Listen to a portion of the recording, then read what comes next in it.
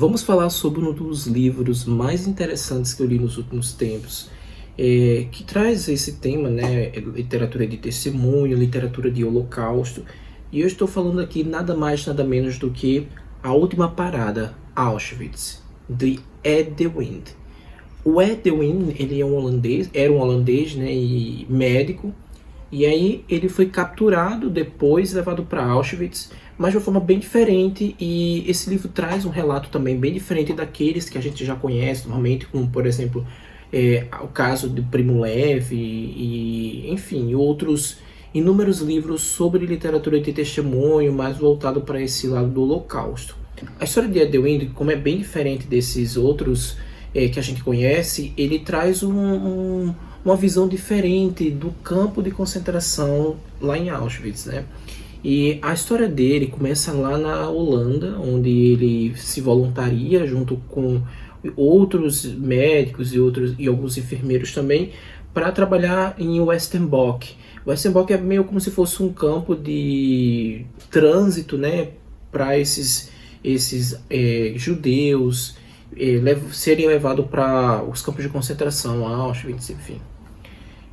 Eu não sei exatamente como eram as circunstâncias desse voluntariado, né? Se eles eram impostos ou eles de fato iam por conta própria, mas eu creio que naquela época a maioria ali eram impostos, tinham que ir à força, sobretudo ele, né, que tem as suas origens, que ele é judeu, enfim. Aqui ele trabalhando por alguns anos ali em Westerbork, nesse campo de trânsito, né, na Holanda, e ele trabalhava lá e conheceu a esposa, né, a Friedel, e depois se casaram dentro do campo mesmo, né, desse campo de trânsito. E o que é mais interessante é que nesse momento ali todo, ele tinham jurado a ele, né, tinham prometido a ele, os generais ali dentro, né, os generais nazistas, eles tinham prometido ao Ed que iriam poupar a família, não iriam levar, por exemplo, os membros da família, e nem ele mesmo, e nem a esposa, né, para os campos de trabalho. Ele de fato não conhecia, só ouvia falar de que eram muitos trabalhos, enfim, mas ele não sabia de fato a realidade dos campos, como por exemplo Auschwitz e outros que eram levados, né? Mas é interessante aqui que mostra que a avó dele já tinha sido levada para Auschwitz muito antes mesmo dele ser poupado por isso, né? De ter prometido a ele que iriam poupar a família. Mas enfim, em um belo dia resolveram mudar tudo e aí ele foi jogado juntamente com a família, com a esposa e outros membros ali que estavam trabalhando no campo, em Westerbork, na Holanda, nesses trens, né, nesses trens de gado, nesses trens de carga para Auschwitz. Demorou alguns dias para chegar lá. Eles sofreram muito nessa jornada, né? E a gente já conhece muito bem, vocês que leram esses livros de Holocausto, desses livros de literatura de testemunho, conhecem muito bem essa história como desses judeus que são levados dentro desses comboios, né, em direção a Auschwitz. Quando ele chega lá, ele se depara com horror, né? Primeiro, ele perde tudo e é separado da esposa. A esposa vai para um lado, ele vai para o outro. O que diferencia de tudo ali também é que ele é despido, tem todo aquele ritual, né, de despersonificação, de descaracterização da figura humana como a gente conhece. Primeiro você perde logo o seu nome, né, e ganha um número. Ali você fica conhecido por um número, perde totalmente sua identidade, já começa ali a humilhação, a degradação da figura humana, que a gente conhece muito bem, que isso é relatado de forma muito contundente nos livros do Primo Levi, sobretudo no Em Este o Homem. E aqui o Ed de Wint, ele conta isso.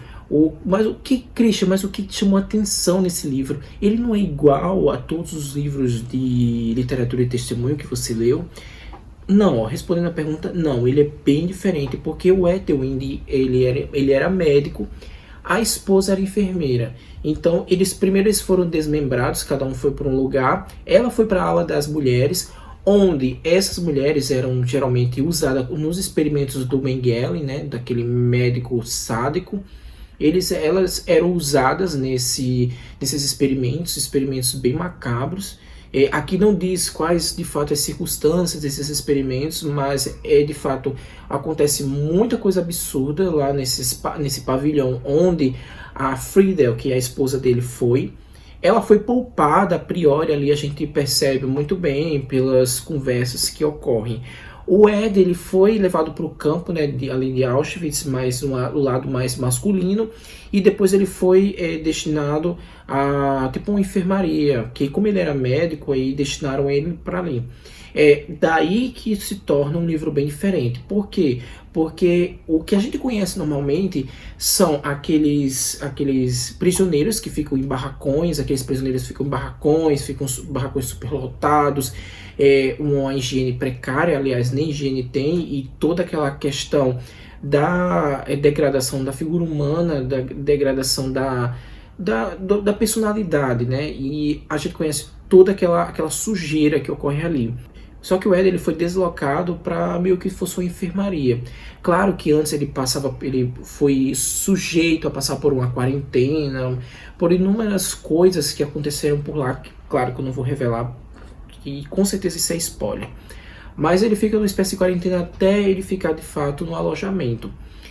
E daí se torna um livro totalmente diferente, porque a gente vai ter a visão agora de um prisioneiro em um lugar totalmente diferente. O lugar ali, esse pavilhão, esse lugar onde o Ed ficou, é um lugar mais limpo, mais higiênico em relação aos lugares geralmente que eram destinados judeus.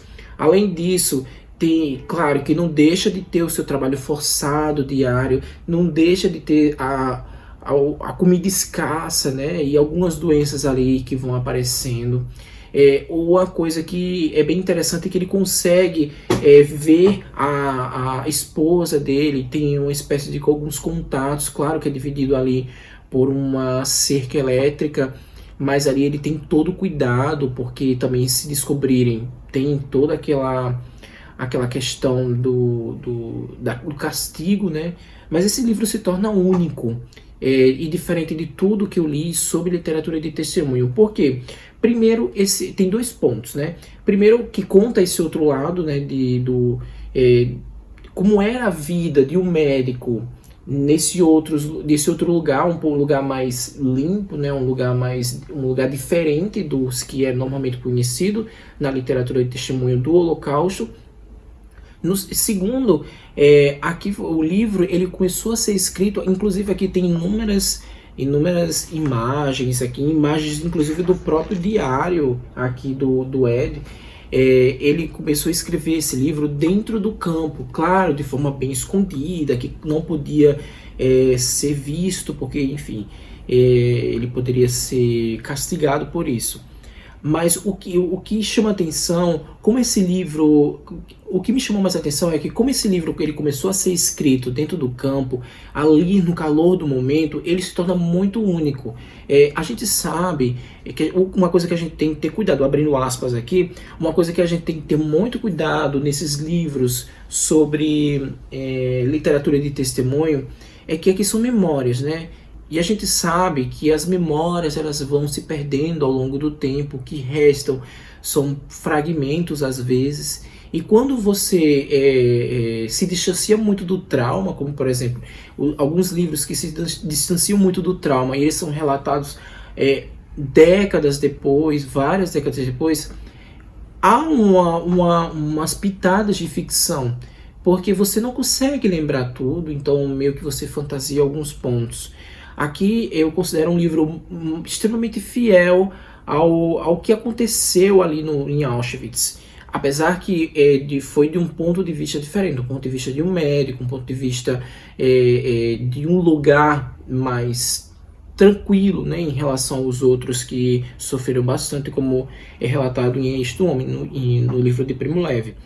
Aqui, como ele começou a redigir esse diário dentro do campo, ele se transformou único, porque ele observava as coisas ali diariamente e ele já documentava isso. E isso ajudou para que ele preservasse a memória. É isso que transforma esse livro muito único. Além disso, o Ed, ele não escreve esse diário em primeira pessoa. O Ed é que ele escreve partindo de um personagem, né? Então, aqui, pelo que diz nesse livro, é algo que muito me chamou a atenção, que a dor que ele sentia após sair desse campo era tamanha, era tão grande, que ele não conseguia contar aquilo em primeira pessoa, como se fosse, como era de fato, são os diários, né? Você mesmo narrando ali.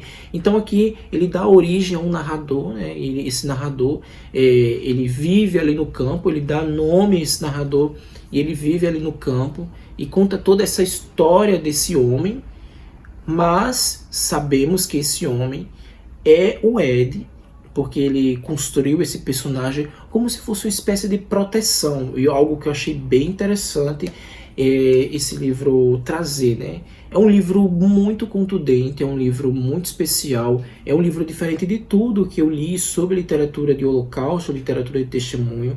É um diário, né, que ele conta que dia a dia, claro que ele não vai dizendo, dia tal, até porque eles não tinham muita noção de tempo, que dia era hoje, mas simplesmente era um dia após o outro. Então aqui não há segunda-feira, como os diários têm, segunda-feira, dia tal e tal. Não, ele vai só narrando a história, né, a história dele, através de um personagem, e todo esse horror que aconteceu lá, a libertação, tudo. E é tanto que o campo transformou tanto a vida do Ed, que após ele sair, ele se especializou em psiquiatria, né? Eu creio que por causa dos traumas, aí ele queria estudar mais isso.